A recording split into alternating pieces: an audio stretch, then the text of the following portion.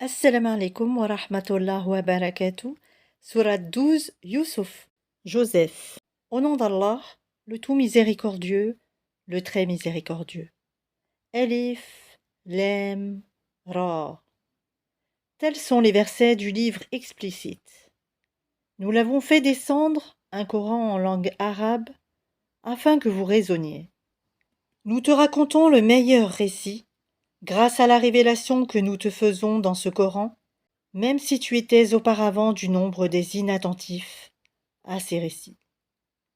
Quand Joseph dit à son père, « Ô mon père, j'ai vu en songe 11 étoiles, et aussi le soleil et la lune. Je les ai vus prosternés devant moi. » « Ô mon fils, dit-il, ne raconte pas ta vision à tes frères, car ils monteraient un complot contre toi.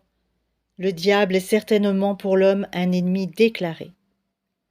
Ainsi ton Seigneur te choisira et t'enseignera l'interprétation des rêves, et il parfera son bienfait sur toi et sur la famille de Jacob, tout comme il l'a parfaite auparavant sur tes deux ancêtres, Abraham et Isaac, car ton Seigneur est omniscient et sage.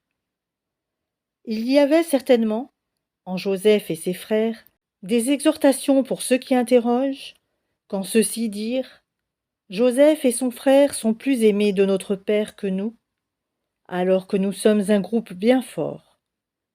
Notre Père est vraiment dans un tort évident.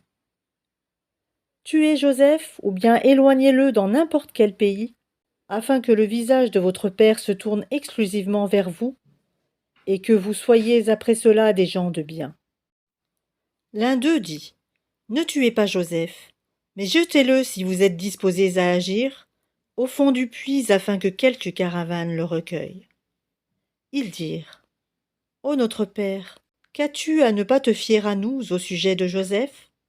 Nous sommes cependant bien attentionnés à son égard. Envoie-le demain avec nous faire une promenade et jouer, et nous veillerons sur lui. » Il dit, « Certes, je m'attristerai que vous l'emmeniez, et je crains que le loup ne le dévore dans un moment où vous ne ferez pas attention à lui. » Ils dirent, « Si le loup le dévore alors que nous sommes nombreux, nous serons vraiment les perdants. » Et lorsqu'ils l'eurent emmené, et se furent mis d'accord pour le jeter dans les profondeurs invisibles du puits, nous lui révélâmes. Tu les informeras sûrement de cette affaire sans qu'ils s'en rendent compte. Et ils vinrent à leur père le soir en pleurant. Ils dirent, Ô notre père, nous sommes allés faire une course, et nous avons laissé Joseph auprès de nos effets, et le loup l'a dévoré. Tu ne nous croiras pas, même si nous disons la vérité. Ils apportèrent sa tunique tachée d'un faux sang. Il dit, vos âmes plutôt vous ont suggéré quelque chose. Il ne me reste plus donc qu'une belle patience.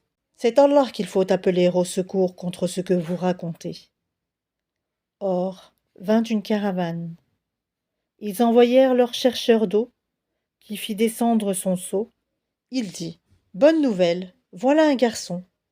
Et ils le dissimulèrent pour le vendre, telle une marchandise. Allah cependant savait fort bien ce qu'il faisait.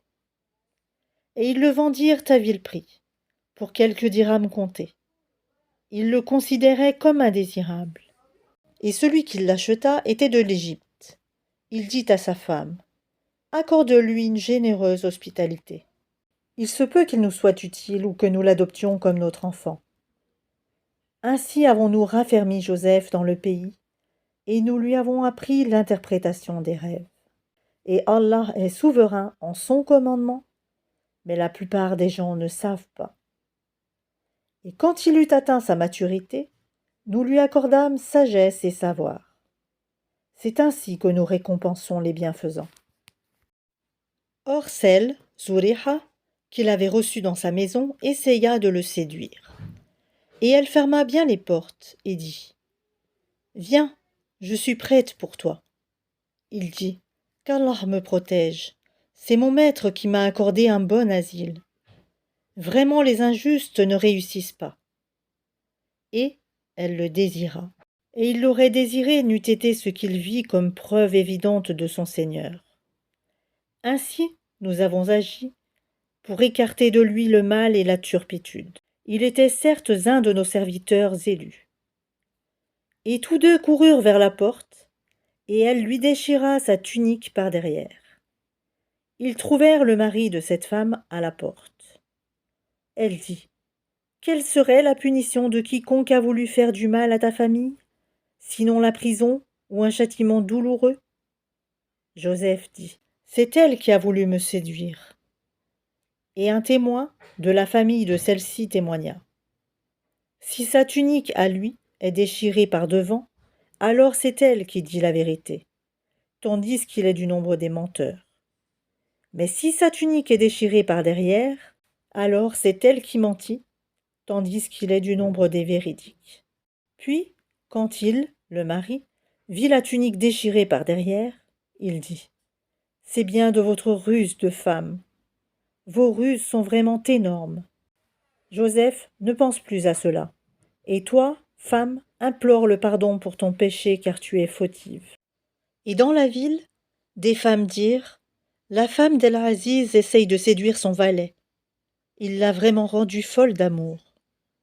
Nous la trouvons certes dans un égarement évident. Lorsqu'elle eut entendu leur fourberie, elle leur envoya des invitations, et prépara pour elles une collation. Et elle remit à chacune d'elles un couteau. Puis elle dit: sors devant elle, Joseph. Lorsqu'elles le virent, elles l'admirèrent, se coupèrent les mains et dirent: à Allah ne plaise, ce n'est pas un être humain, ce n'est qu'un ange noble. Elle dit: voilà donc celui à propos duquel vous me blâmiez. J'ai essayé de le séduire, mais il s'en défendit fermement. Or, s'il ne fait pas ce que je lui commande, il sera très certainement emprisonné et sera certes parmi les humiliés. Il dit: ô mon Seigneur, la prison m'est préférable à ce à quoi elle m'invite, et si tu n'écartes pas de moi leurs ruses, je pencherai vers elles et serai du nombre des ignorants, des pécheurs.